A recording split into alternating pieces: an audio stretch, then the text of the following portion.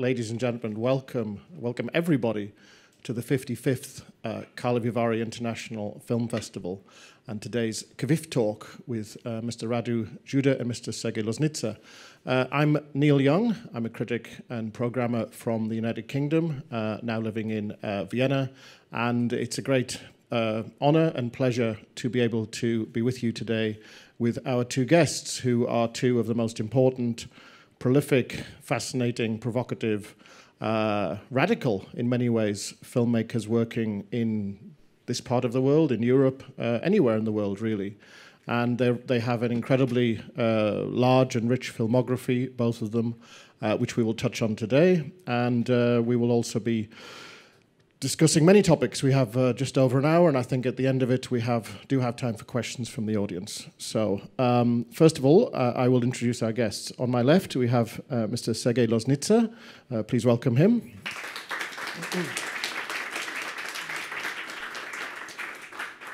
Among his many awards, Mr. Loznitsa, Sergei, if I may call him, won in 2003 a special mention of the jury for a documentary for the film Portrait here in Karlovy Vary, and in 2007 won the prize for the best documentary under 30 minutes for the film Artel. He was also on the jury of this festival in the Crystal Globe competition in 2019, I think I'm right in saying. So your history with the festival goes back quite a long way. And has also won many other awards and many accolades in his long career. On my right we have Mr. Radu Jude. Please welcome him.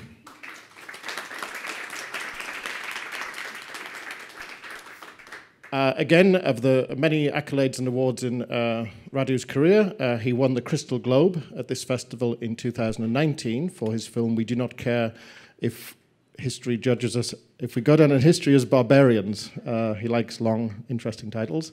And he's here this year with his new film, Bad Luck Banging, or Loony Porn, Sketch for a Popular Film, which, yes. Thank you. Which, as you may know, won the Golden Bear at this year's Berlinale. The film which Sergei has at the festival is Babi Yar Context, which the screening is coming up at 6 o'clock today, so you have plenty of time to see that. So we will, I will begin, we will talk about their films and then see where the conversation takes us. Thank you. So I thought we might start by just talking a little bit about the films that you have here at the festival, just very briefly to put them into context. Sergei, Babi Yar Context is a film which draws upon archival footage. It's dealing with the massacre in present-day Ukraine during the Second World War, and is part of a bigger project that you're working on with about the Babi Yar massacre and surrounding events. Could you just say a little bit about this particular film and how it fits in to your sort of approach and works? So, good morning. This film I start work on maybe I can say 8 years ago, and the concrete work with the archive footage was during last year, whole year. And it is a part of preparation for the big feature film, and for this preparation I tried to collect different kind of archive and also archive footage from 1941. The film telling us story what happened in the former Soviet Ukraine in 1941 when Germans came to the Soviet Union, and first 6-7 months of this history. And of course it was all things happened and connect with Holocaust and with one of the biggest massacre in Kiev, in Babi Yar. This is why it's named Babi Yar. So, and I think a year and a half ago, Ilya Khrzhanovsky, my friend.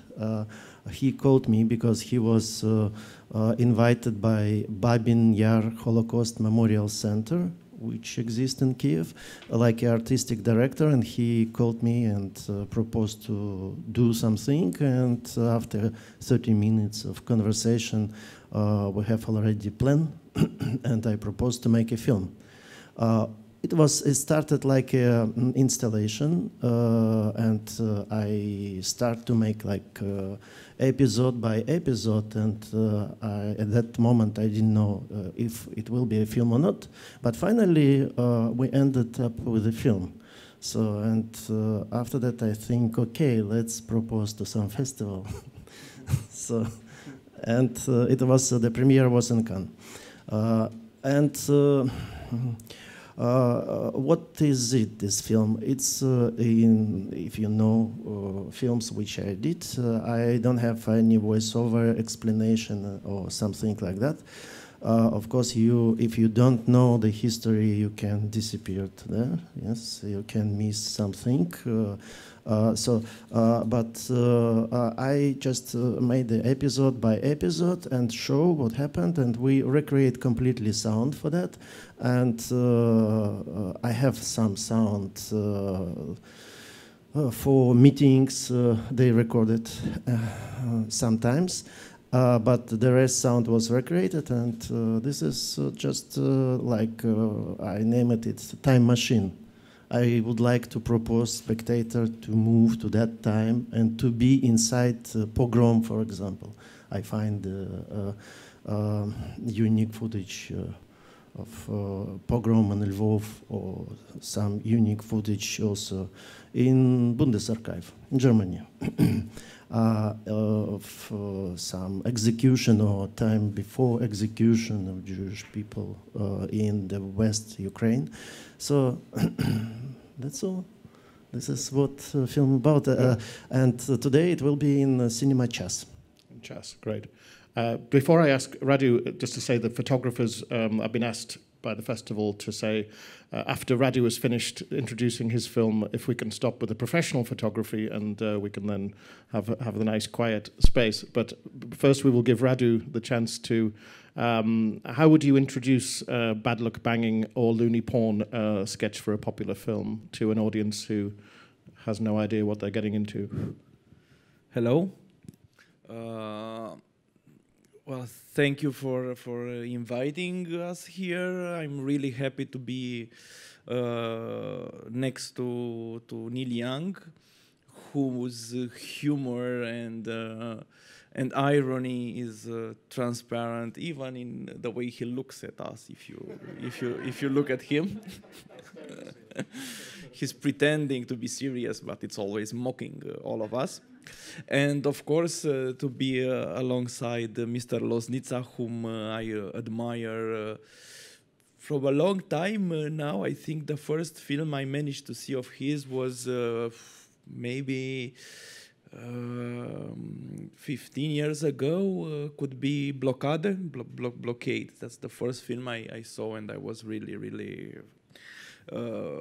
following, seeing all his films. I think I saw all of them, including the short films and his first films. So I have a lot of admiration, and I have a lot of things in common and things which are different. And I'm not comparing myself to him, just to say that there's an interest in history and an interest in constructing history using archive materials in different ways. And I also have a question for him later on. I hope not to forget to put it.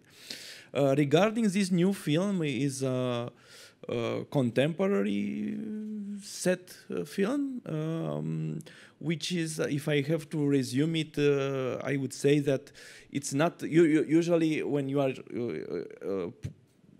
having this question put, you have to answer what the story is about. And I think that in this case, the story is very tiny. It's a very short story involving a porn video uploaded by a teacher on a amateur website. But in my opinion, the film is not the story, is what is around the story. It is a film that goes in circles, trying to find in this small story and trying to find connections between these small stories and, well, life, society, Romanian society, European society, values, so-called values, obscenity, notions like this, a little bit more abstract, and also traces of history which are always around. So it is a film. I'm jealous on Sergei because he named his film, which I haven't seen yet, Babi Yar Context, because I would say that my film is also a film about a context.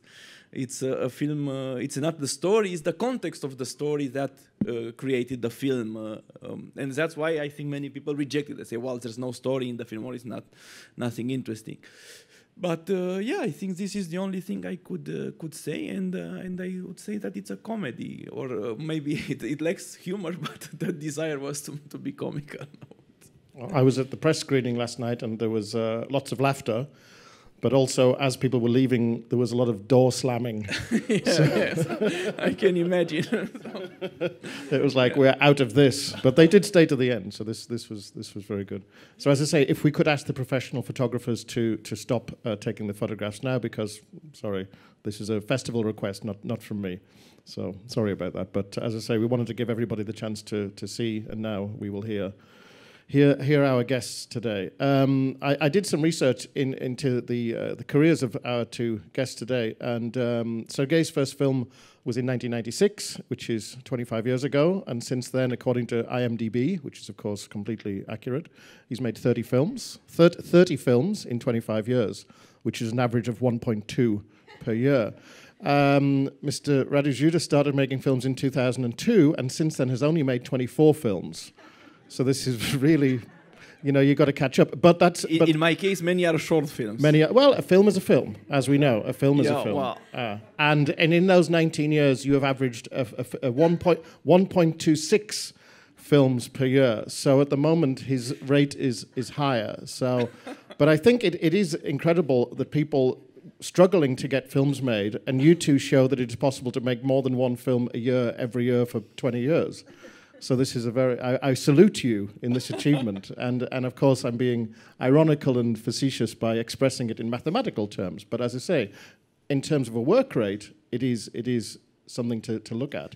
I must say that if you look on a Neil blog called Jigsaw Lounge, you can say that at every major festival he makes betting, like the horse betting in competitions, So for the Berlinale Golden Bear Award, he gave me a chance of 1 in 30. It was a 16 to 1, so 16 to 1. 6% chance, I thought. So I just, out of provocation, I said no, he's going me to win, and he dismissed it completely. After the half of the festival, he said that my chances were 8 to 1. So 8 to 1, doubled. But so I said you'll get something, but Golden Bear, come on. No, but it's a way to treat us. I mean, I like it, but some people could say, how dare you treat me like a horse or here like a machine of making films? 1.2, 1.2. I mean, race horses are treated very well. They're treated like royalty. They get the best food and the best accommodation. So 5 stars.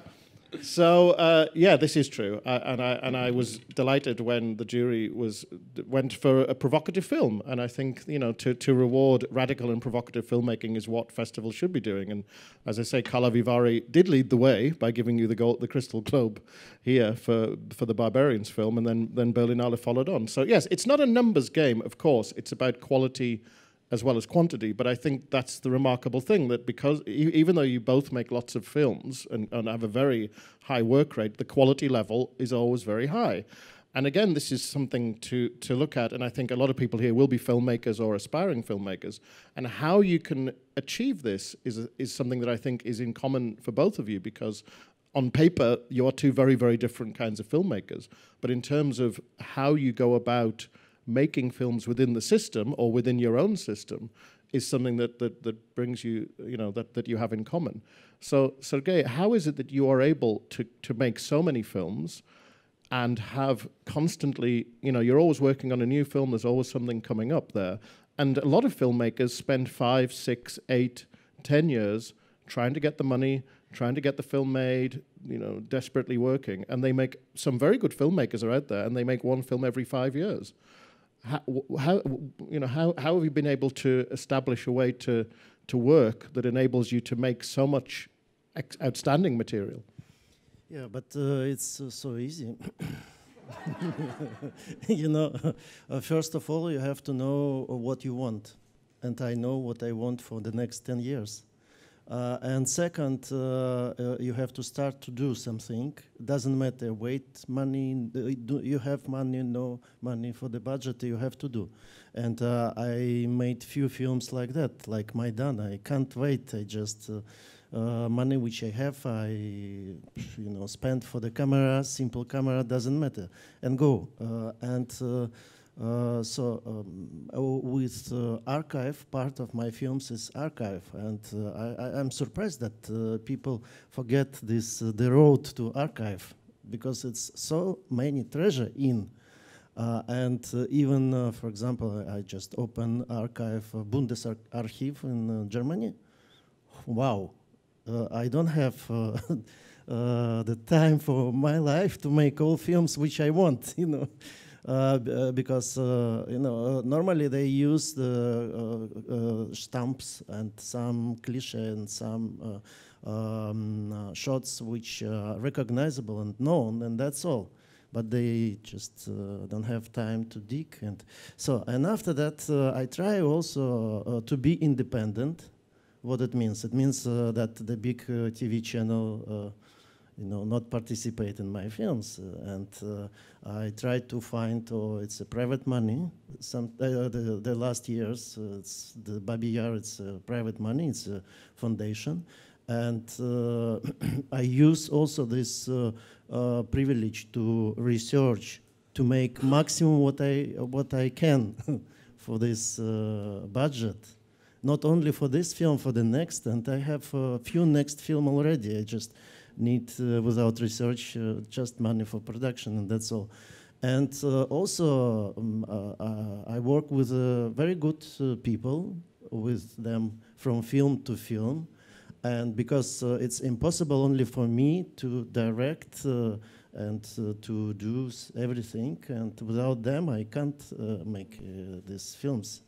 So it's a sound designer and editor and people who work in archive and etc. etc. So, and with the feature films, I just the last feature film was made in 2018, and I can't change my mind. I want to make Babi Yar feature film. This script exists like 10 years already, and I can't do something else. So, and this is why I stop with the producing other feature films.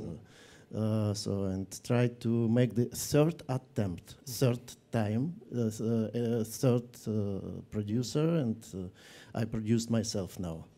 I tried with French, and after that, thank you very much, and produced myself. So it is, yes, but life is long, and the will is high, or big, strong, and, I must do it, and but that's all. One thing you said about the archive, when you said you went to the Bundesarchiv and you opened it up, I mean, can anybody just wander into the Bundesarchiv and say, show me material? Or how, do you have to make a professional approach to the institution? How do you just walk in and say, show me the films, or what? It's also very easy. You just come and see, and after that you know what you have to do. With a different archive, it's a different door. You have to dig some. If they let you go in and see the films. You just wander in from the street, or do you have to make? Yes, of course. It's also kind of work with the people, and yes, why not? Why not? And again, just to say, for the professional photographer, we have sort of stopped this part of the thing. So.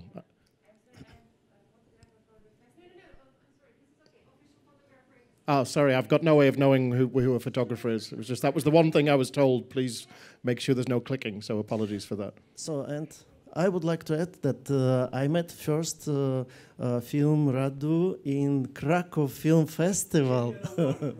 Yes, I give a award. I stay on it because And it was which a film? short film. Can we have? Yeah. Yes, actually, it's true that I still have a diploma at home from Krakow Film Festival where I won the main award, and Sergei Loznitsa was in the jury, and it's true we forgot that. Andrzej Żuławski, I think, was also. Yeah, And that was your first short film, Tube of the well, Hat? the first professional short film. What you noticed on IMDb, I think it's my work for television, which was done prior to that. Yeah. Okay. But you've also used a lot of have in your career have sometimes gone into these archives. Yeah. And is it the same like Sergei says? You just walk in Bucharest and say, "Hello, I'm Radu." Well, first of all, I must say that I envy Sergei because of his biography and because of the nature of his films. He has great archives. I mean, if you see the Russian film archives or Ukrainian film archives or German film archives, it's really a treasure. I showed the state funeral to a friend of mine who's 91 years old, a writer, Radu Kosashu, and he was so impressed by the film, but also by the fact that in Russia you can find this kind of materials. Now, the Romanian film archives are much smaller. The funding for them is almost non-existent, which creates all the difficulties that you can imagine coming from that. I also worked at archives for uppercase print using only TV archives from the 80s, and there it's really very chaotical because they are just thrown around 16mm rolls, sometimes with sound, sometimes without sound, beta tapes, all kinds of material. So you have to, it's not rich and it's not so well organized, so it's much complicated in a way to do it. But what I would add to what Sergei said regarding the pace of the films, because it's something that troubles me a little bit, because sometimes people accuse me of that, or saying, well, if you would wait 3 years, the film will be better. And it might be true, but not necessarily true. And I think there's also another perspective of things. It's the perspective that if you spend a lot of time between films, then these films has to be a certain kind of film in order to justify 3 years, 4 years, 5 years. And they could be masterpieces if you are able to do it. They could be great films or great topics, so on and so forth. But what I mean, what I feel is that if you spend 3 or 4 times to finance and make a film, then there are possible films that are not being done because you struggle to make a great film. So it's the same with painting. I mean, if you look at Picasso or at Paul Klee, sorry, it's just a comparison for a technical comparison, so to speak. You could see that, well, maybe Picasso could have stayed 5 years for a painting, and he was doing 2 or 3 every day. Or Paul Klee, I think in 36 or 38, made a few thousand paintings in that year. And you can see when you look at the painting that it's done quite fast. I mean, it's not a painting that you would stay for 1 year, but in the same time, you know that it's a kind of works that would disappear, would not exist if you do it one at every 5 years. So it's the same with the short films. Some are just, I don't know, in my case, films which I really want to make for the cinematic ideas that are inside, even if they are not necessarily great, completely perfect films. But I want to propose an idea, and maybe the audience can take it and we can have a meeting with these ideas. Otherwise, well, you can stay 5, 6 years for a film and make a great masterpiece and win an award. And I don't have anything against this, but I think there are films which would be lost, and I don't want them to be lost. That's all. So, but for Mona Lisa, you need a little bit more time. Yeah, absolutely, absolutely. Maybe whole life. Yes, absolutely. Or for the Sixtine Chapel. Yes, I was just thinking, lying on your back. Yeah, yeah. So, but you know, I discovered. Sorry to interrupt. I discovered the films of Andy Warhol quite recently. Not only. I mean, Warhol is of course famous for his paintings, but he's not so famous for his films. And regarding his films, people only know, or usually know, I don't know, Sleep or Empire State Building, which are very, very, let's say, non-narrative films, extremely long, and so on and so forth. But when you watch Chelsea Girls or The Life of Juanita Castro or Vinyl or Beauty Number 2, I think these films, which were made one day for a film, in the case, and there are great films, and you don't have I mean, it shows that it's possible to make a film in one day. It's not perfect.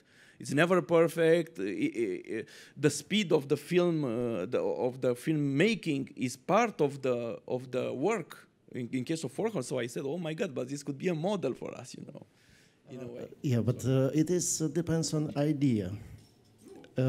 Idea first. And idea have don't have a time to appear, you know, it's moment. So, but when you work more and more on one film, you can add maybe mathematically saying correct 5% better. You know, film it's a 5-7% better. But you spend like 2-3 years of your life and you know tortured your crew, etc., etc.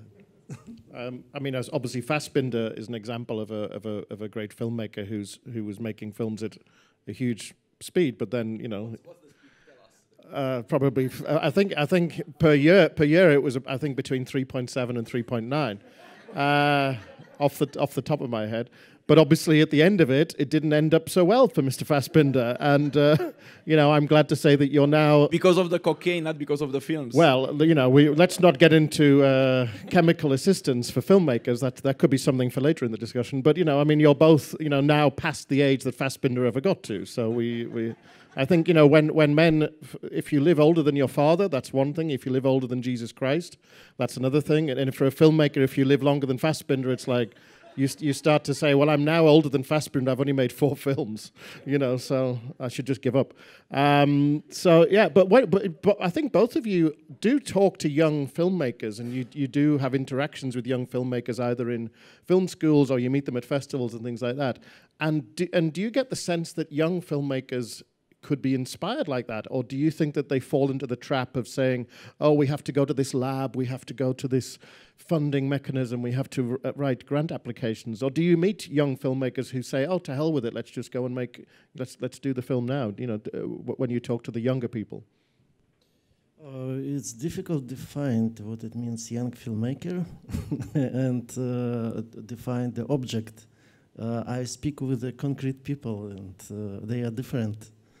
And I saying different things to them. But you meet some of them who have that spirit of let's just make the film, or do you get the sense they feel as though they have to go through the?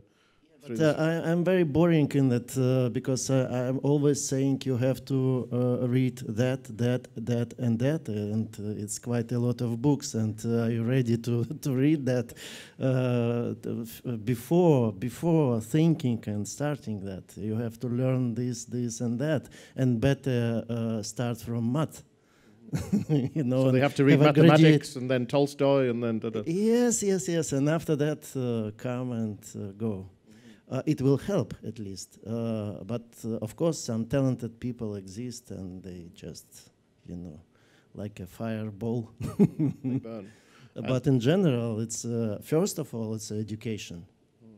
You know, if you speak with the people who didn't know who is it, Sancho Panza, for example, you know. You know who Sancho Panza is because... Again, Radu's films are... Not only I know who Sancho Panza is, I even won a Don Quixote award in Locarno, and I said that I'm quite fat as it would be appropriate to give me the Sancho Panza award. But when I watched Bad Luck Banging, which was actually just last night in the cinema here, you know, at the end of the film, you cite, you know, Walter Benjamin, and there's a huge list of literary sources, and in the film you don't say this is a quotation from such and such a person. Yeah. But again, you know, your films, like Sergei was saying, you know, there is a literary element to the films, and I'm presuming you would agree that people should be reading, you know, the great authors as well as watching the great films. Well, first of all, I think there was one Romanian journalist who saw the film, and he said about the quotations in the second part of the film has a lot of literary and philosophical quotations, and he said, well, he just wants to trick us in order to forget the porn part, but let's not be fooled by these quotations. It's not.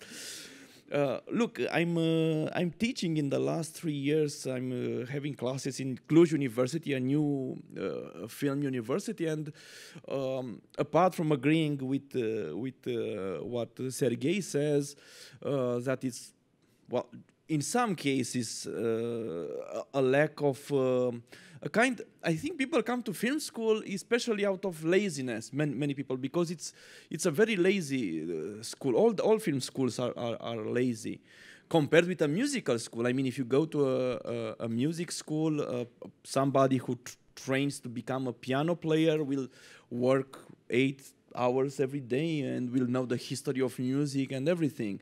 If you go to a painting school, people are painting every day or something like that. If you go to a film school, people make 10-minute film every 6 months or 1 year. And I think I started to ask myself, why is this? I think it's because in the past it was very expensive to have a film camera and a lab and the film stock and so on and so forth. So people had to calculate and make one film a year. But now they have, I mean, I would have been extremely happy 20 years ago to have video cameras, digital cameras, HD cameras, sound equipment, everything to make a film with your friends or with your colleagues every week. You could do it. And they don't do it. Nobody's doing it. I mean, even I tell them, why not make a film? Okay, not every week, every month. And at the end of the year, we have 10 or 12 films from each of you, and maybe one is very good, and you would learn something making the films. Not only, nobody's doing. They say, well, we don't have ideas, we have to concentrate. That was, for me, the most, not only shocking, and I don't want to badmouth the young people, it's just like an old grandpa. Just saying that I think if you work more, the ideas come from practice, from working. There's no, sometimes people, and I was in the same situation for years. I stayed like this, waiting for ideas to come, and ideas don't come. Ideas come only if you work, or if you think, and if you really work, if you force yourself. Otherwise, nothing happens. And I gave them 3 months for a screenplay, for a short film, and in the end, people say, well, we don't have ideas. What can you reply to that? You know? But you're saying that you're teaching in this university in Cluj. So are you deliberately imposing yourself this new idea, which is getting away from this? You make one, you know. So you're deliberately trying to make them more active, your students. Yes, maybe, but I respect that Sergei said that everybody has a different way of working. Everybody has a different development, but. Otherwise, yes, I encourage them to work, to make films, because this is, I mean, it's Godard who said that a pilot who doesn't drive a plane for 2 years wouldn't be allowed to drive a plane after 2 years, but the filmmaker can do nothing for 2 years, and then he has the feeling that he can make a film after that. But if you're Terrence Malick, and you make The Thin Red Line in if you make what's it called, Days of Heaven in 1977, then he takes 22 years off, and he comes back and does A Thin Red Line, you would say, Terrence, no. No, of course, it's a metaphor. It's not to take it literally. No, I wouldn't say that. But I think it's, for some people, for me, it's mandatory to work. I need to work. Some people maybe need to stay 5 years or 20 years, like Malick or like Victor Erise. I don't know. It's everybody's find, and also you have to have some money, because if I don't work, there's also this question. I'm not a producer myself, so I'm not a distributor, so I don't make money, a lot of money from the film. So I need to work, which I think it's, for me, it's good. I don't want to make a film and then become rich and stay 10 years doing nothing. But it's also a joy. I mean, yes, you have to work. And this is really wrong that people ask filmmakers this, because if you write film reviews, nobody asks you, why do you write so many? Why don't you write one review every 5 years, you know? Or if somebody is working for TV, they work every day. Or if somebody makes bread, they work every day. So a filmmaker should be like this, in my opinion. But as we know, there are certain filmmakers, I mean, let's say Visconti, who was a sort of, what was he, a duke or something? I mean, he was an aristocrat.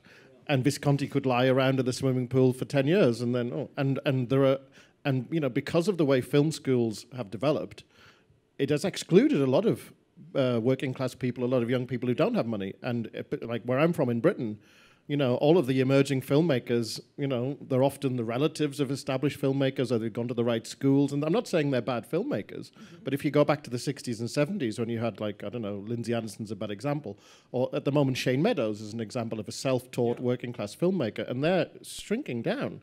And it is getting to the point where filmmaking is a sort of dilettante, oh, you know, maybe I'm a filmmaker now and all this. And this is, I think, a problem, because when I look at film festival catalogues, and I'm nothing against film schools, so-and-so went to this film school, so-and-so went to that film school. You hardly ever get anybody that says, you know, so-and-so was a bus driver, so-and-so was a bricklayer. You know, it's shrinking down. So as I say, I think it's, especially at the moment, with financial crisis and pandemic and all this sort of thing, the idea that to be filmmaking as a job, not as a sort of vocation that you float around on a cloud. We don't have financial crisis. We have mental crisis. This is much more serious, and the rest crisis came from mental crisis. But when did the mental crisis begin?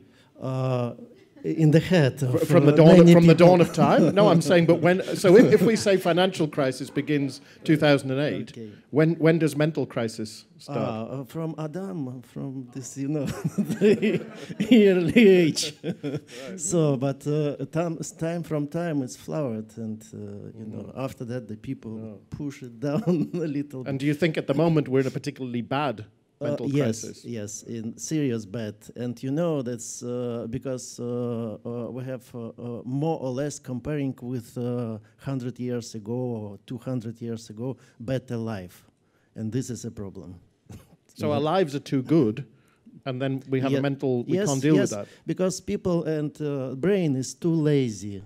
You have to push your brain and you work with, but how it's possible? Because you will ask yourself, who it is me? So it's a crisis of identity. No, it's a crisis of the circumstances around us. It's good, it's nice, it's, you know, you don't have to do anything. It's too comfortable. Too comfortable, yes. And you don't have to think, and you know, the tragedy is around but far away. And you just observe that through. And is this a factor of sort of media? People are looking at their phones. They don't engage with the world. They are consuming mainstream media and not, you know, looking at, you know, experimental films or things like this. No, the problem is our relationship with media. We didn't create the language. You know, and we still accept every picture as a true, which is not. And films sometimes, like Radu last film, show it. It's not, it's fake, everything. You know, it's the mistake when we open this wrong door and accept it as life. It's not a life. It is media. But the media influence to us as life and create. This is a big experiment with all this media and human. We live together and become crazy together. You know, it is kind of spiral. So, but let's when we come back to this comparing the Visconti and this time and our time, it's also difficult because technology is changed. And it's possible now to make film fast because the technology is changed so fast. And if you record sound for your film, you have to use like only 10 lines of sound, 10 boxes, and it's too long to mix sound with this film, the magnetic length, magnetic film. And now I have like 1,000 line of this sound. I can, that's what I want. And everything very fast, and editing very fast, and everything. So, and you can be not so fast as this possibility which computer give you. And also with the cameras, you can have a very good quality picture if you know the light and relationship between all these setting and tuning, and you can have a very good picture and make a film fast. And of course, the people who don't have money also can make film and participate in festivals and etc. It's just a question of activity. And my question is, you study in film school? Yeah. Well, actually, I was rejected 3 times by the National Film School. Well, I was rejected 2 times. Okay. And I wouldn't go into details because the way film school was organized, the fact that people who usually were the teachers there gave private classes to candidates, that doesn't matter. So I was rejected 3 times. Then I entered with a scholarship in a small media university organized by a television in order to create television industry people. But that was just at the end of the 90s when a lot of foreign films were shot in Romania because of the cheap labor.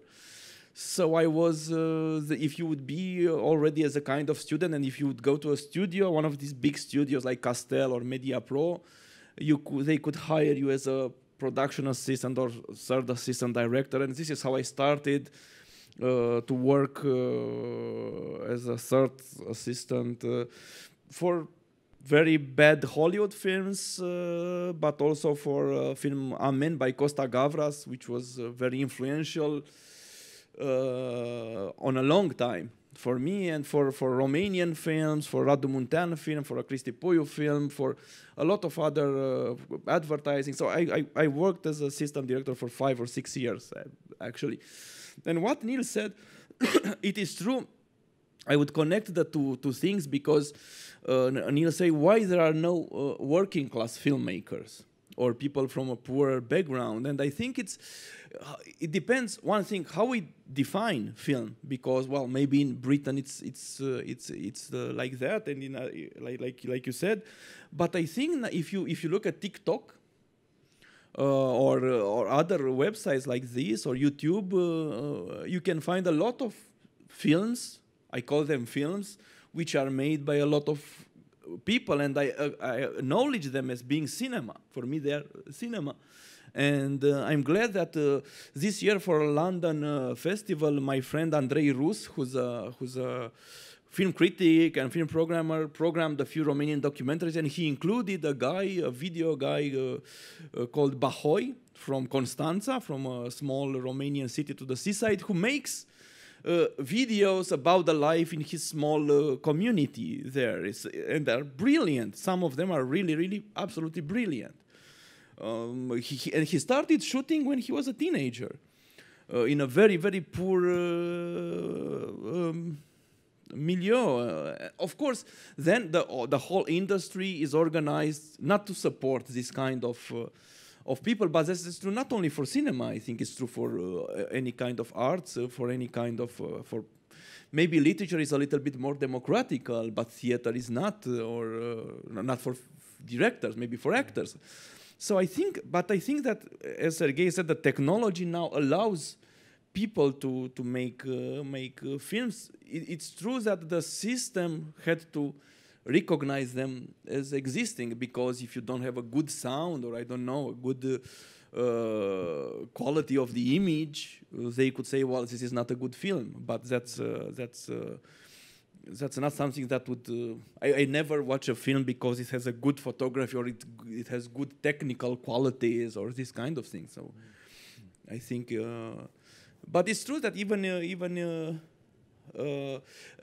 the thing is how can you make the young people to discover cinema and to fall in love with it more than just recording their small activities. And that's I think, and I'm maybe an optimist, an idealist, I think it's a question related to the general education, first of all, and then specific education in cinema. But for instance, in Romania, the system of education is every year more and more destroyed. So there are villages which don't have schools anymore. There are more and more people which are illiterate. So you cannot expect that without a good education system, you cannot expect people to be interested in arts. That's the first thing. And we have now a prime minister who said that he doesn't want to give money to health, education, and research because they do not bring results back. So what does he want to give money to? Well, to private things. Oh. He says, yes, we should learn from private investments and this kind of stuff. So this is a kind of neoliberal approach. Absolutely, yes, absolutely. But the question is very simple. The oldest school appears in 16, 17 centuries with the development of industry. And it's necessary for industry to have educated workers. This is why, not because somebody give this gift to the people. And now, less and less, they need educated workers. And that's all. It's not necessary. You could argue that in the church there was education long before that, yes, because young monks were educated to read and write and learn about things. But not in mass, like not the school for ordinary people, for workers, for peasants, and etc. Why would, yeah. So it was very interesting what Radu was saying about TikTok and Bahoy and things like that. That's kind of an argument for saying if you want to know what's happening in film, you don't go to a film festival. Because film festivals are all about come and watch a 2-hour film made in classical narrative principles, which is going to have good sound by an established director who's been to a nice film school. And if you do get TikTok or if you do get YouTube videos, I mean, I don't know how many festivals would show those. I mean, some smaller independent experimental festivals, but, you know, they're in the margins. And it's like film festival is still the idea that was started in 1932 by Mussolini's nephew. You know, this idea that you come and watch a certain bunch of films, a prize is given to the film that ticks the right boxes and is the one that the jury likes, you know, but we're still operating on a 90-year-old system set up by fascists, aren't we? It's not, you know, I don't think you're right. Because what add to these TikTok or bad short films, the big screen, what adds? You will see the old mistakes and all this kind of... show them on a smaller screen then. Yeah, but smaller screen, it exists. You can make it in internet and 1 million people watch it and this is a festival. You know, if somebody, you know, combine it together and announce festival, because it's for small screen, it doesn't work for big screen. It's a privilege to have a god with like 20-meter high. Yeah. But the resolution of these things is increasing every year, and TikTok all right, on the Grand Hall or the Croisette, it's not going to look great, but isn't that an argument for not having screens that big? Yeah, maybe in future it will be like video folklore. Like that, everybody made these kind of things, but it's not the film is a thought from beginning to end. It's like things inside в себе. Вещь в себе. In itself. Yeah. In itself. It has to have to have some idea in the middle of it. Otherwise, yes, it has idea in the middle. You know, and festivals, of course, they present film and well done, well performed. You know, this is kind of the well-made film. Yes, but quality of profession. You know, I can make a film and didn't care about sound, and or I make a film and pay like 6 months. We work with the sound, and all sound is super made, you know, and with the frequencies which you fit to your ear and create the right emotion inside yourself. And this is work. And when you didn't pay to this, you just don't have this reaction and impression. And in my case, for example, the state funeral without sound doesn't work, you know. It is a big part because the dramaturgy exists in this film in sound, and create kind of, we made a kind of symphony from that. And you have to work with a very professional guy who just one on like a million you can find this kind of professional. The person who spent 50 years in sound and, you know, and etc., etc. And it's a quality. I just made something, not and pay a lot of time for that. But you know, Sergei, I'm against what you said. I think it's because maybe it's a difference of age as well. But remember that 10, 20 years ago, found footage cinema would not be considered real cinema. So I think it might be the same problem here, because yeah, of course, film, and I strongly believe that is a thought. It should be a cinema thought. But it was Jean Epstein who said that he used this phrase about camera, l'intelligence d'une machine, a machine which is intelligent. And sometimes you can see that films are more intelligent than the makers, because the camera is intelligent or the editing devices are intelligent in a way. So I believe that yes, of course, we can all understand that well-made cinema, as you said, with good sound, is to be shown in a film festival. But on the other hand, I think film festivals in general could be more open to other types of films. I mentioned Warhol before. Warhol's film was completely sold. It's really brilliant things that are put into it, but they were not recognized as cinema at that time, and maybe not even today. And I think it was always the problem of the avant-garde, how you introduce them. And if I'm defending a little bit this kind of practices, and I would like to see them more, is precisely because even now in Romania there are people, after Andrei Ujica's film autobiography of Nicolae Ceausescu was screened, they would say, this is not a film. This is not a film, this is not cinema, this is not... it's the same attitude, a little bit of rejection towards something. What we will do with Walter Ruttmann, Berlin Symphony of Big City, or Dziga Vertov, it is beginning of cinema. It was recognized, and some of his films was in Venice and big festivals.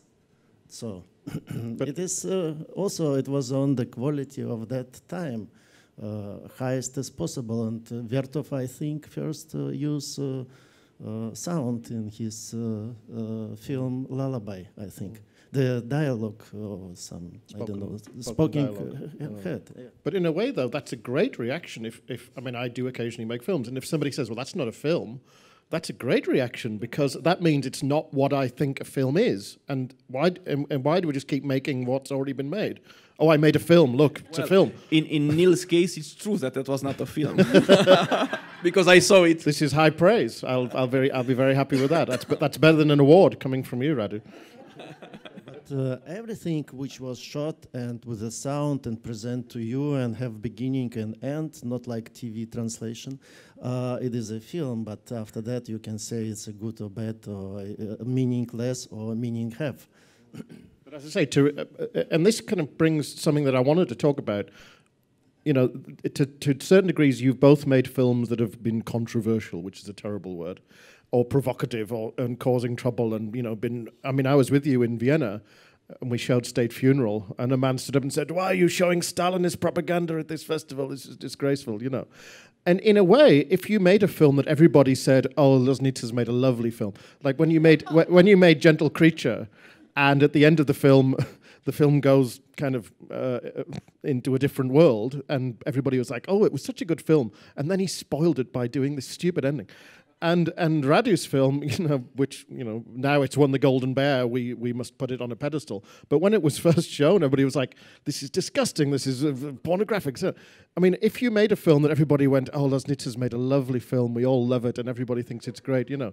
Or if, imagine Radu makes a sort of crowd pleaser, which is box office, and all the Romanian critics say, "Radu has finally made a good film." That's when you know you're dead as an artist, isn't it? I mean... You know, Dolce Vita, when it appears, people was saying the same what you're saying about Radu film. You know, disgusting pornography. And, you know, it always, it's just distance between people who are ready to accept and understand, and the film which, you know, was made in such a way. But we know that governments will always be questioning radical art. I mean, we know that. I know that the governments disappeared in the future. But this is our thinking. But if you're making a film that isn't being banned, that isn't causing trouble, in a way, you know, it's up to the artists to like Swift. You know, you are so provocative and so radical. You show how ridiculous the government is because you cause them to react to you. And they pose as, "Oh, we love the arts, we love liberal stuff," and all that kind of thing. Then you make a film, and they go, "Oh, yeah, but not that. That's going too far." You know. So in a way, do you kind of thrive on those reactions, and you want people to say Loznitsa has finally gone too far? You know, this is too much. You know, I didn't care about what you're saying. I didn't care what people will say. Radu? Well, my experience is a little bit different because how should I put it? I think there's in every society, in every community, there are so-called taboo topics. And while cinema financing in Romania in the last years was more or less, let's say, independent politically, so to speak. There's a lot of problems, like everywhere, but I think the film center in the last 10 years was not, it is an organism which is quite independent, so it doesn't really fall, until now, it didn't fall under the current politics, which is... or was, it depends because the government changes and there are differences, small differences between the politic directions. But it's not only a question of governments, because I made films dealing with the Holocaust, but not with the Holocaust made by the Nazis, but the participation of Romania into the Holocaust. Or I made a film which depicts the slavery of the Roma population, which is another taboo topic in a way. It's not that they are not known or you cannot find information about it. It's the fact that they are not talked about as much as it should be. I mean, sometimes in sociological circles or in academia, people can have discussion about this. And then the reactions can be quite violent, not only among politicians, but among the society members, the people. So you can be insulted and so on and so forth. But I think it's a normal process, and I think it's important that this film get made, not only in order to to be confrontational, although this is a great pleasure, to be honest. It's very nice when people are getting angry about. But it's also, I think, important, if I may be a little bit demagogical here, about the health of a society. I think a society is healthy if it can, and one of the function of art and of cinema is to test this health of the society, to provoke it, to test it all the time. And I have two anecdotes here, if you want, which is my interactions with people from other parts of the world. I always, because I made these films about the Holocaust participation of Romania, I was interested, of course, about similar films or books or whatever from all over the world, from Germany, if it's the case of Holocaust, from France, if it's about Algeria or collaboration from these stories, or from Japan. And if you look into Japanese contemporary filmmaking, you would see that there's plenty of great cinema, plenty of wonderful stories, and so on and so forth, and well-known, awarded filmmakers, but you would never see in the last, after Oshima's left-wing filmmakers from the 60s, Oshima and the others, you would never see a Japanese film which deals, let's say, with the invasion in China and about the massacres that the Japanese made in China. There's no one making a film about that, or no one that I know about. And I asked a Japanese filmmaker in Berlin this year, and we had a private conversation. I said, why is that? And he was, well, you know, he said, but why make this film? No, nobody would want to, people would be very angry to do this, so better make another kind of film. I said, I would make this, a kind of film like this, especially because people would get angry. And then he said, yeah, but you know, later on, probably you would not make films anymore in Japan because you will be excluded. Not from the government. I mean, it's not a question of government censoring an artist. It's just the society itself. It kick you out in the margin. So I think it's important to make this film at least for that. I think Wakamatsu will be an example of a sort of post-Oshima, but Wakamatsu is also in his like 70s or something. Well, 70s, yeah. After that, maybe Tsukamoto. It's Kazuo Hara also, but he's also a marginal filmmaker that touched a little bit of that, and it's an Imamura documentary. I think maybe Tsukamoto has done some stuff which is getting towards that, but again, he can do that because he's this sort of older. I mean, he's in his 60s now, Tsukamoto. So, but as you say, there's nobody in their 30s and 20s doing this that I'm aware of. You can see, Chekhovian stories and wonderful stories, but don't touch the Japanese history in the dark spots. And in Romania, I think you can do that. So I think in a way, Romania is a little bit better than Japan from this point of view. Other countries, I don't know. And when you win awards like the Crystal Globe, the Golden Bear, does that mean in Romania they kind of go, oh, he's not just some freaky weirdo, we've got to take him seriously, because he's now getting, so many prizes, so much international recognition? Or do they say, these foreigners, what do they know?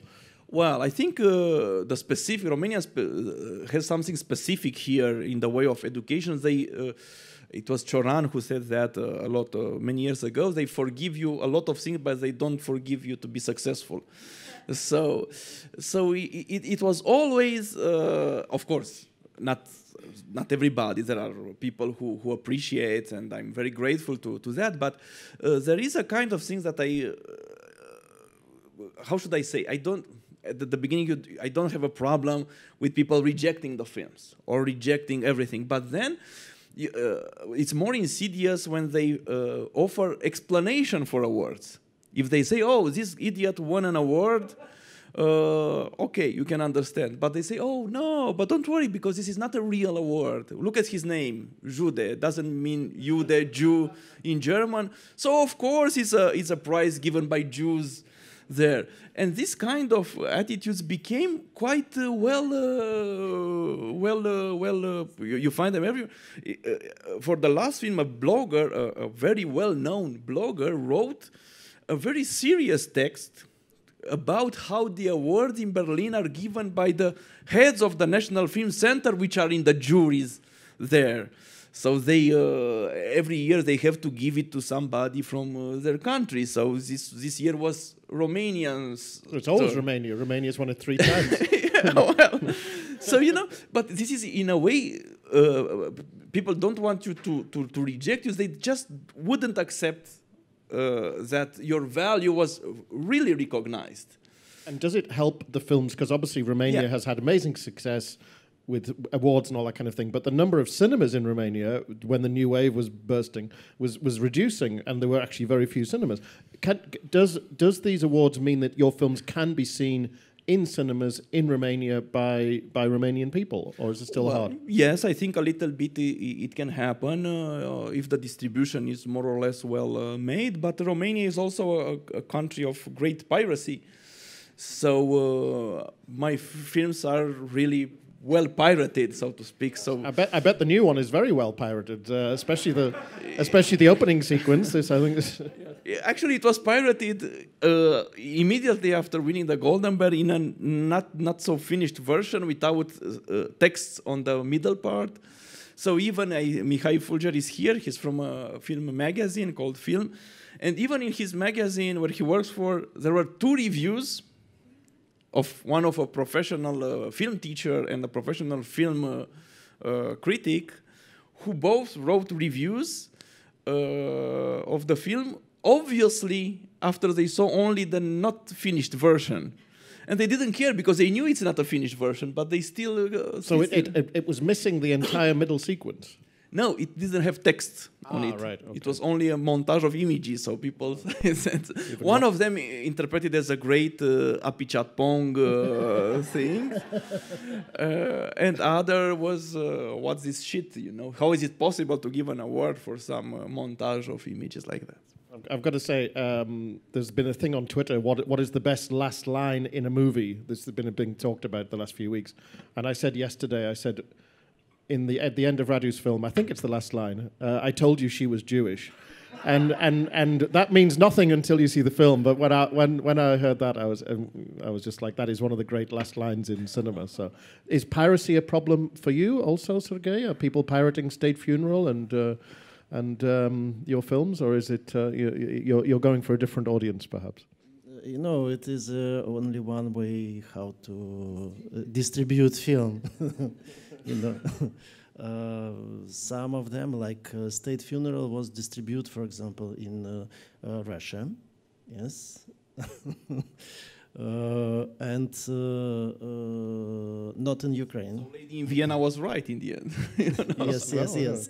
And so you get in Russia older audiences sitting crying over the death of... Some of them, yes, some of them after this film, because I have also a text in the end of the film where I just saying what Stalin did, so, and how he transformed society.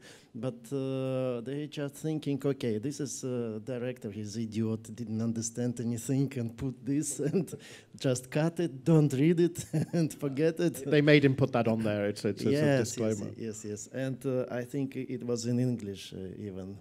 Yes, just to confuse. Confused, yes. Obviously, we could be here all day. Some I know who's a communist, or he pretends he's a communist, young communist in Romania, was very much against Sergei's film, especially for the end text, where you said that Stalin's policies killed I don't know how many millions victims. Or he said, did Loznitsa counted himself this number of victims? Did you count?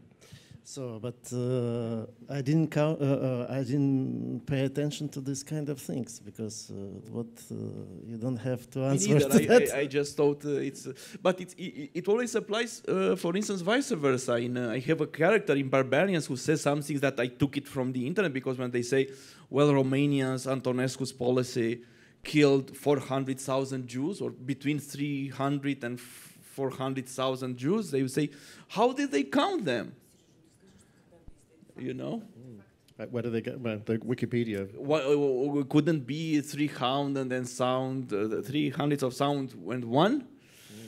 You know, but it's just a sophistical way to... And again, if you come up and said if you end up with a number that says 382, then they believe that. But if you say 400,000, they say, well, it's not a real number. But exist the historians, and this is a job for them. And of course, if we talk about Russia or Soviet Union, nobody count, you know. But they can have an expectation and something like that. We have to sort of start drawing towards the end. We will have a chance in a second to ask a question from the audience. But I found a lovely photograph taken here in Karlovy Vary on July the 2nd, 2018, just before the premiere of Barbarians. And Sergei was there, and you are together in the photograph. It's a very lovely photograph. And you are friends, obviously.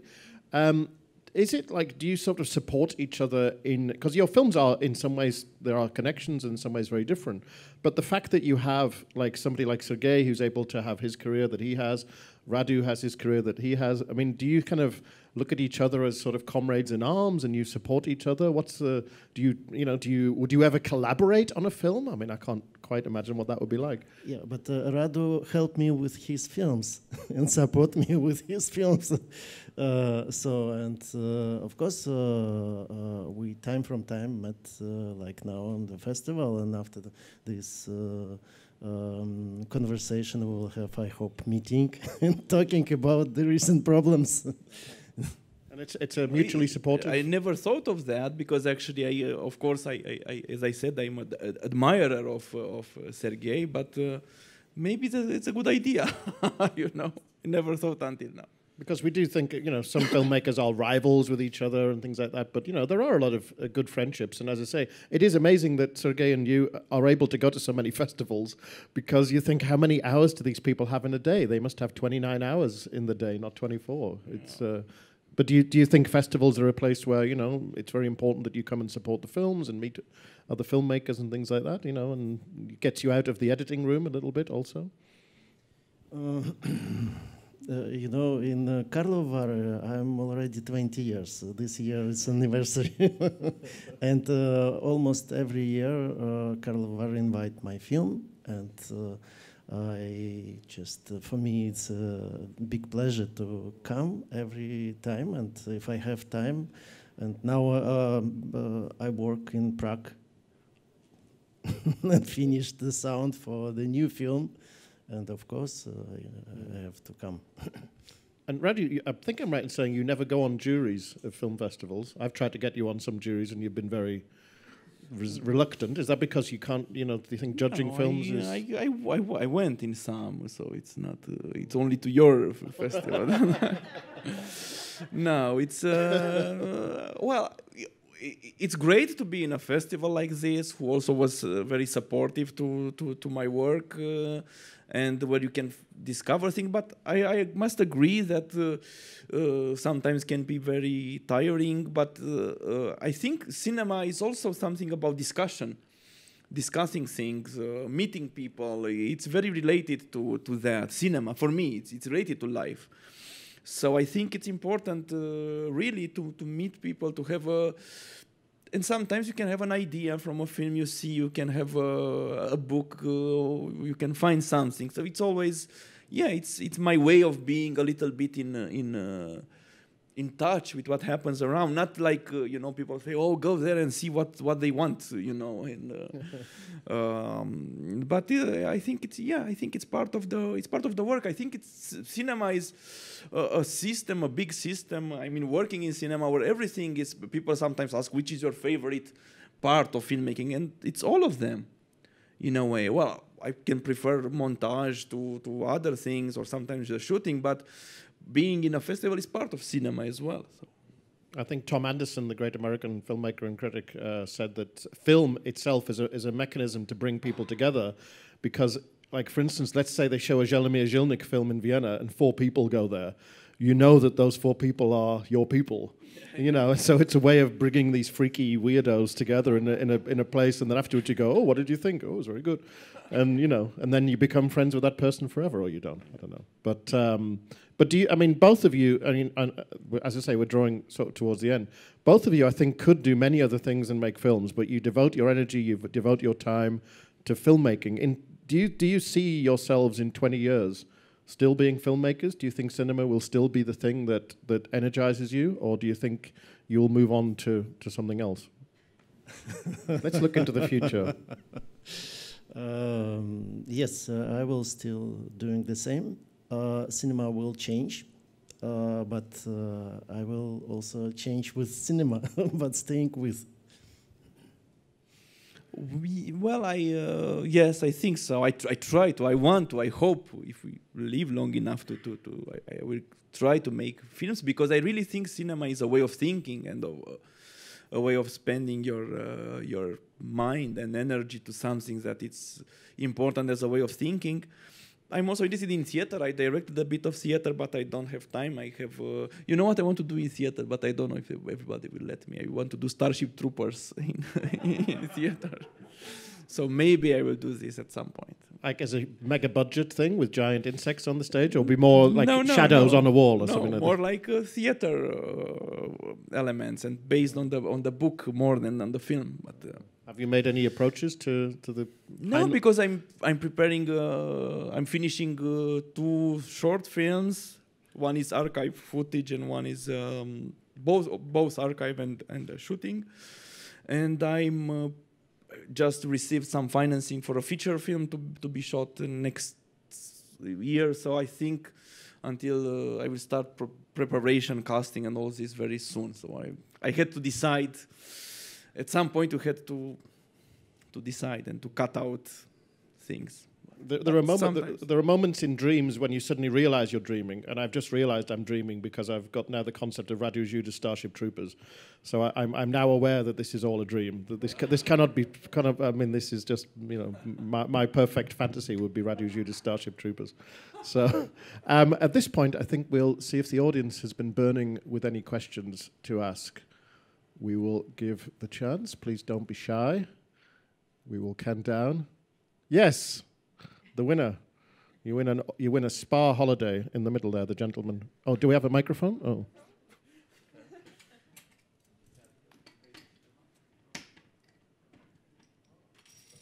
Yes.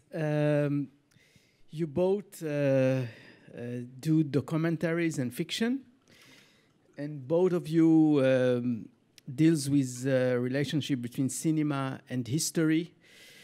And I wanted to ask, what is the difference of approach for you toward history when you are doing documentary and when you are doing a fiction film?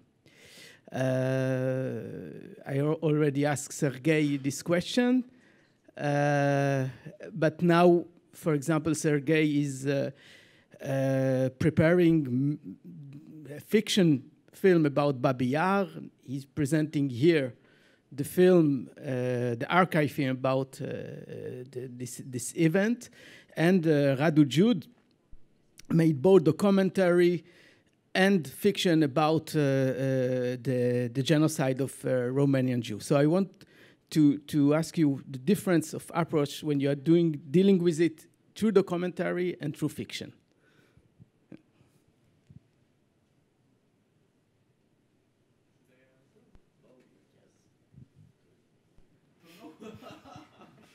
I was stupid to ask if I answer me or him, because it's a very complicated question, as you know already, and this is why you put it actually. I don't have an answer to that. I think it's a question, first of all, of language, because you say fiction, and I always have a problem when people say a fiction film about the massacre in Odessa, like Barbarians, or a fiction film about slavery of the Roma, because for me this is, of course, not fiction. This is not fiction. Theater is a little bit more different to these things, because, for instance, if somebody makes a play based on some real story or documents with actors and dialogues and so on, it will still be called a documentary theater, or a documentary play, which in case of cinema would be called a fiction film. So first of all, I think this problem with how you name things, how you consider them, because of course it's one of the big questions of modernism, that these things are not so separated. I mean, a documentary material contains fiction elements, or can be considered, and sometimes it is really a fiction, although it looks like a document. And sometimes, I mean, if you look at Sergei Stalin's funeral, state funeral, it is very lazy to name the images documentary images, because some are completely staged. So they are fiction images, but they are treated again like documents, the document of their own fictionalizing, so to speak. So I think it's also this thing, but for me, if there is a difference, so I don't want to say there's no difference between them. I think there's the difference lies, in my opinion, especially speaking about the films that I have done and the ones that Sergei wants to do with the massacre in Babi Yar, and I'm really, really curious how he will solve this big problem, which is the problem of representation. What you represent and how you represent it, which tools you use, it's something that it's the most important thing, and it's valuable both for documentaries, and I made only fiction, only archive documentaries, and it's of course crucial for feature filmmaking. So, for instance, in the case of Barbarians, of the film that speaks about or goes around the massacre in Odessa, I would never. That was the first thing when I started to make the film. I would never make the film staging the massacre. For many reasons, it's too long to get into this, from ethical reasons, from philosophical reasons, from truth, historical reasons, the fact that you don't know exactly how the things went, or it's many reasons. So I knew that for me this is the crucial difference, and the most important starting point is the question of representation, and all these come from this. All the films are, if you want, my intention to solve the problem of representation through the film itself. The film itself is the solving or the attempt to solve the problem of representation, of history. I can answer in one sentence. The difference between documentary from archive and the feature film on same topic is in case with documentary, I ask myself what I use and what not. And in feature film, I will ask myself how I will shoot. And that's all. You know, I can't ask myself when I make from archive footage how I can. I just have footage which already shot, and I can combine and edit, and maybe sometimes make a reframing.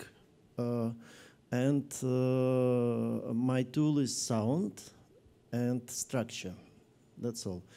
And with film, particular this film about Babi Yar massacre, I would like to use archive footage and to shoot in a way how archive was shot, and to try to show the most dangerous and impressive episode in a way not to shock spectator, but to keep attention from spectator still in the film, and not to lose the artistic value through that. Because exists this border which we're crossing, and it is not a film, it's something else, but you can't accept it as a film. So, and we have this condition from artistic part of the, from art, you know. Yeah, of course, it's everything is a question of ethics. Yes, and when no, why not the same ethic? It's just, it's a different tool, but of course you can kill the protagonist in fiction film, and we know that this is kind of convention. And nobody against that. If you kill protagonist in your documentary, you know, this is, it shows us that different. So, but in any case, film, documentary, and feature film, it's the same piece of art. You know, you can do what you want, because you kill your protagonist in documentary film in life. You know, and this is a difference. And so that's all what I want to say. Yeah. We have time for one more question, if anybody has one. Yes, please, gentleman on my right, with the red, You know, when I saw Stalin's state funeral, a friend of mine who's a philosopher and a film theorist, Christian Ferenc Flatz, asked me, he said, well, you know, Sergei Loznitsa here didn't only manipulate, obviously, the sound, but also the image. And I said, well, are you sure? Because he said, yes, because some are black and white, some are in color. So I put the question on Facebook to Sergei, and he said, no, this is how I found the material. Some pieces were black and white, and some were color, black and white copy, some were in color. So he put them together. So it was not an intervention in the image. So my question is, the fact that I am not sure that why do you manipulate the sound, and you made a lot of interventions in the sound, and you don't make so many interventions in the image, or on the contrary, you let the image only through editing to create the story, the meaning, whatever it is, the feeling of history, but you fictionalize the sound a lot.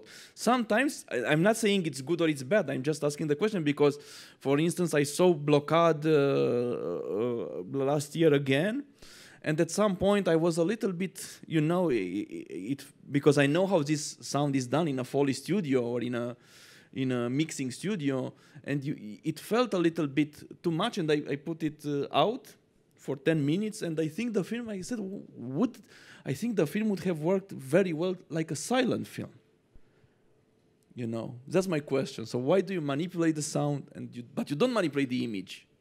Yeah, but if you use the word manipulate, it connects to the hand, yes? Manus. Yes, because I do with my hands. But if you use this word that I mislead somebody, no, but why you make interventions in the sound? But it must be sound in the film, yes? No. How you will show the film without sound? You will hear the coffin and you know the these chairs, and some people will say to each other, and that's all. So, and this is a great possibility to make a sound for that. And